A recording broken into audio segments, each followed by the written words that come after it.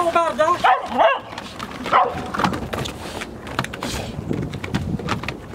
Come here, guys.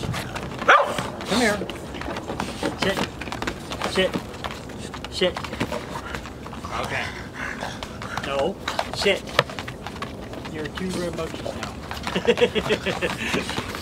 So hey guys, I thought I'd give you a little update on what's kind of going on here on the farm. Doc needs to get his 2 cents in too, apparently. Right now I'm working. Stop. I'm working on several videos. More stuff on the tiny house, which I'm actually sitting on top of. We've got it covered in a tarp right now. I did get the second layer of tar paper on the floor, and then I went ahead and put this tarp over it because we've been getting lots of moisture. Snow, rain, all that good stuff. But I'm also working on a little small trebuchet that is to throw tennis balls for these guys, which ought to be kind of fun. It's, I don't know, I guess with the arms standing straight up, it's about that tall. That should be out in a couple of days. I hadn't gotten a video out in a while, so I wanted to try and get something going. And while there was, like, the land was locked in snow, being outside was just no fun at all. Not that I can do it, just really prefer not to. But some other things that were coming up, because there's lots of ideas going on and lots of stuff that needs done. Behind me here, you will see the collapsed tent that was the carving cave for the chainsaw carvings.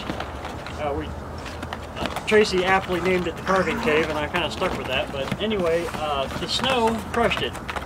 So I spent $200 on the thing, and it was destroyed 2 weeks after I got it. So my intention is to take the tarp off of it and build like a wooden structure that the tarp will go back over the top of, or maybe I'll just close it in with wood, but I'm going to make a new carving cave. But that's a little farther out in the future. A little sooner than that, this set of videos will be the ash log that's right on the other side of the carving cave, which you can only see part of it because the crushed cave is kind of obscuring the view, but that is about a 28-inch diameter piece of ash, and I'm going to be slabbing it with several different saws just to kind of compare how each of the saws do. I'm going to do the 660 on it, I'm going to use the 388 and 444, and each one will get one good pass, but I'm going to get down into the meat of it before I actually do that. So, and then some other stuff going on is way over there. Okay, so now there is over here, and we got a hot tub. I tell you what, guys, I have only gotten to be in a hot tub a couple times in my life. This thing is awesome. I can actually, I've broken my lower back twice in my lifetime, 4th and 5th lumbars, and so sitting in this thing for 30 minutes or so, I can actually wake up the next morning without my back hurting. It's really nice. But anyway, the plan is, as you can see, it sits out in the middle of the patio right now. We're going to build a deck about 24 inches high that completely surrounds it, and there'll be, well, this isn't all set in stone. The design may change a little bit, but there'll be steps going up either way here, and then an 8-foot wide by 16-foot long deck, 8-foot wide by 16-foot long deck. There'll be a deck behind it that goes up the hill ways, and then there'll be a jump up and a section, so it'll be kind of like a bench that goes all the way across the back. And then we're going to put a roof over the top of the whole thing so that we can actually be out here in inclement weather and still be okay.